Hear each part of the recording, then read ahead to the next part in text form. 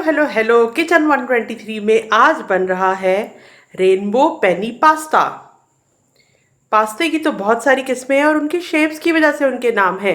इसका नाम है पेनी पास्ता, मेरे पास ये मौजूद है। किचन 123 में तो रोज ही मज़े मज़े के खाने बनते रहते हैं, तो किचन 123 की रेसिपीज देखते रहे। और वो किस तरह कि किचन 123 को आप लाइक करें, सब्सक्राइब करें और बेल बटन को भी प्रेस कर दें, ताकि जैसे ही मेरी न्यू वीडियो अपलोड हो आपको फ़ौरन से नोटिफिकेशन मिल जाए। तो आपको पहले बताती हूँ इंग्रेडिएंट्स, लेकिन उसके साथ ही चूल्हा जला देते हैं क्योंकि हमने पेनी पास्ता को बॉईल करना है।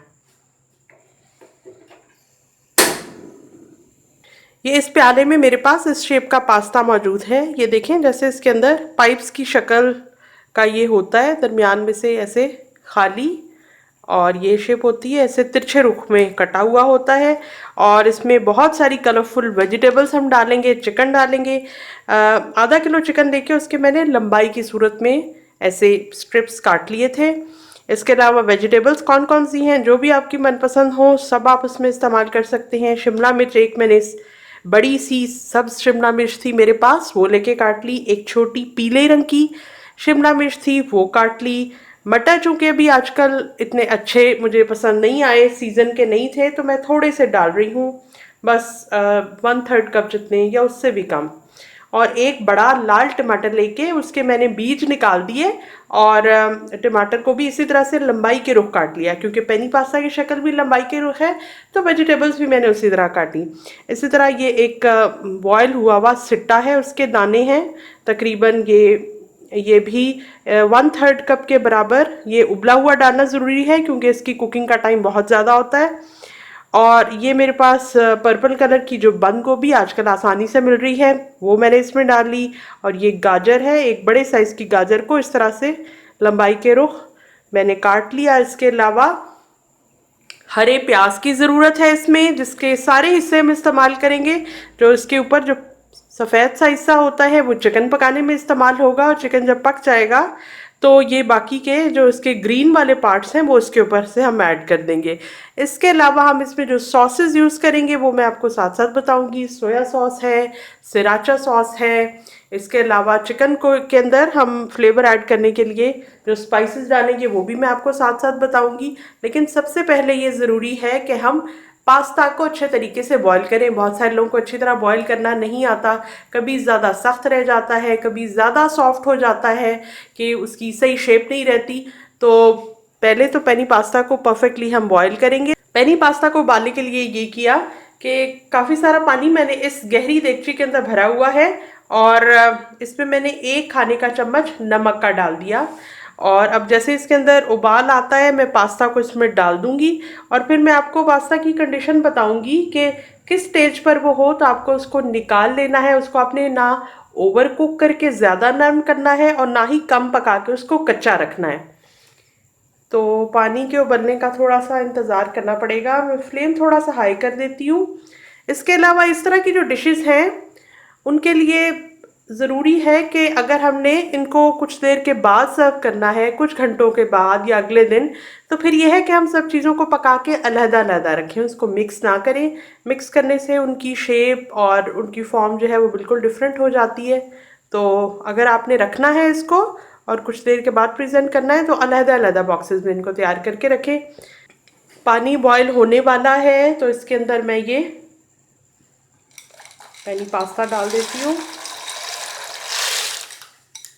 वैसे तो खुले बर्तन के अंदर पास्ताज वगैरह को, नूडल्स को उबालना चाहिए, लेकिन ये भी मेरी ऊंचाई में दिखती है, इसमें भी इजीली पास्ता उबल जाएगा। पेनी पास्ता को पकाते हुए मुझे 7 मिनट हो गए हैं, तेज़ आंच पे मैंने पकाया। और ये देखें पास्ता की कंडीशन कैसी है। इसको एक को मैं खा के भी देख लेती हूँ, तेज़ गर्म है वैसे तो, काम खतरनाक है, फिर भी चख लेते हैं। बिल्कुल परफेक्टली डन है कि पास्ता की शक्ल अपनी जगह बिल्कुल ठीक है, ओवर कुक भी नहीं हुआ, और इसको आप चबा सकते हैं। ऐसा नहीं कि बिल्कुल मुंह में जाके घुल जाए, पास्ता को ऐसा नहीं होना चाहिए। और एक खुले बर्तन के अंदर, किसी प्लेट के अंदर या ट्रे के अंदर, बड़े खुले प्लेटर के अंदर आप इसको फैला दें, ताकि इसकी कुकिंग का प्रोसेस जो है वो यहीं पर रुक जाए। अगर आप एक बड़े प्याले के अंदर इसको भर के रख देंगे तो वो हीट उसके अंदर रहेगी और पास्ता मज़ीद पकता रहेगा और सॉफ्ट ज़्यादा हो जाएगा, इतना जिसकी हमें ज़रूरत नहीं है। टाइम के हिसाब से भी मैंने आपको बता दिया और कंडीशन भी आपको दिखाई दे रही है कि पास्ता की किस तरह की होगी, कि जिसमें आपने इसको निकाल लेना है। कच्चा भी नहीं होना चाहिए, आप खा के ज़रूर चेक करें और देखें तो इसमें कच्चापन हरगिज़ नहीं होना चाहिए। तो फर्स्ट स्टेप तो हमारा हुआ पेनी पास्ता को बॉईल करने का। आधा किलो चिकन मेरे पास मौजूद है, लंबे स्ट्रिप्स की शक्ल में मैंने इसको काटा हुआ है। थोड़ा सा एहतियात के तौर पे साथ पानी भी रखा हुआ है। और इसके अलावा ये रहा कुकिंग ऑयल, जो कि हम बिल्कुल थोड़ा सा इस्तेमाल करेंगे, few table spoon, 2 table spoon तक। और ये लहसुन का पेस्ट आप इस्तेमाल कर सकते हैं, मैंने कद्दूकश करके रखा हुआ है। इसके अलावा ये हरी प्याज आपको पहले भी मैंने दिखाई, 3 छोटी हरी प्याज मैंने ली, उसका सफ़ेद वाले हिस्से को इस तरह से मैंने काटा हुआ है। ये शुरू में मैं डाल दूंगी और ये जो हरा हिस्सा है ये चिकन के पकने के बाद में ऐड करूंगी। इस प्लेट में मेरे पास मौजूद है 1 चाय का चम्मच नमक, इतना क्लियरली नज़र नहीं आ रहा लेकिन ये 1 चम्मच है। और ये है काली मिर्च का पाउडर आधा चाय का चम्मच, आधा चाय का चम्मच लाल मिर्च का पाउडर और आधा चाय का चम्मच ही खटाई पाउडर। और इसमें मसाले मैं कम इस्तेमाल कर रही हूँ, इसकी वजह ये है कि इसमें मैंने सिराचा सॉस का इस्तेमाल करना है। हॉट सॉस है, काफ़ी तेज़ उसमें मिर्च होती है, तो ओवरऑल मिर्च इतनी तेज़ ना हो जाए कि आप खा ही ना सकें। और इसके साथ साथ सोया सॉस, तो 2 से 3 टेबल स्पून ऑयल इसके अंदर मैं डाल रही हूँ पैन में। और इसके अंदर ये 1 खाने के चम्मच के बराबर है सिर्फ लहसुन को मैंने कद्दूकश किया हुआ है।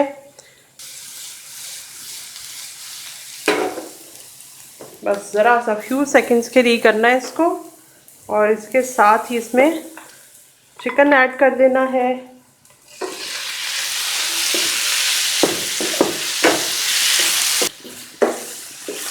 चिकन की बारीक स्ट्रिप्स काटी हुई है, इसलिए जल्दी गल जाएगा। ये देखें चिकन का रंग चेंज हो रहा है।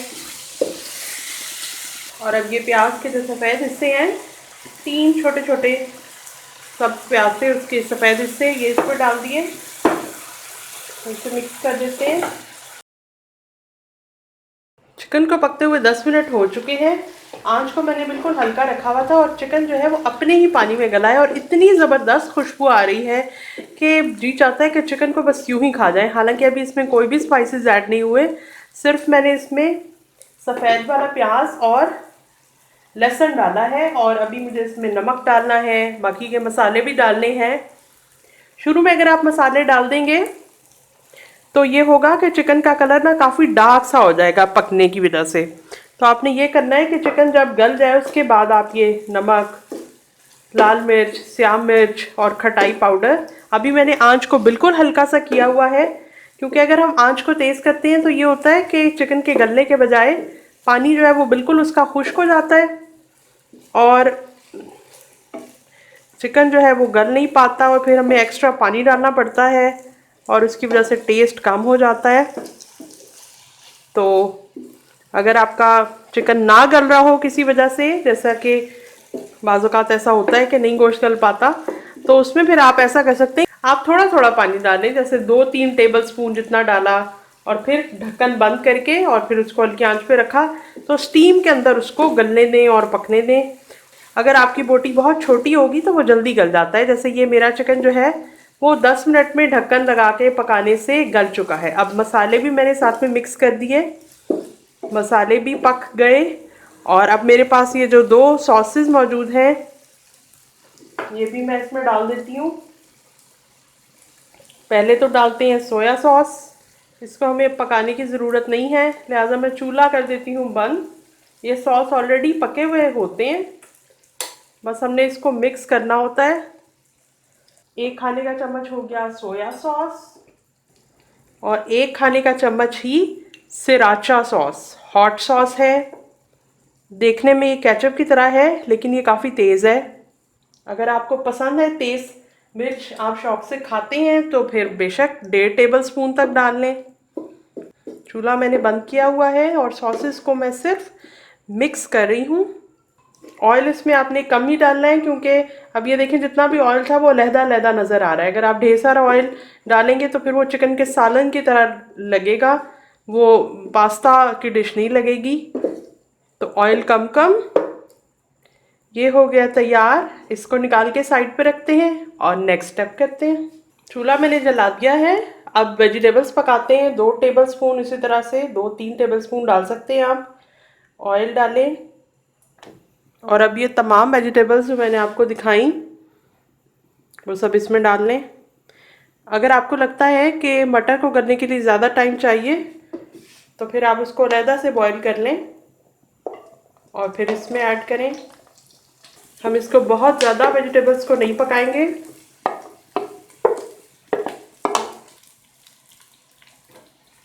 रेनबो पास्ता इसका नाम इसीलिए है कि इसमें ये खूबसूरत रंग है और ये चिकन क्यूब एक इसके अंदर डाल रही हूँ। नमक भी इसमें मौजूद होता है तो इसलिए एक्स्ट्रा नमक मैं नहीं डालूँगी।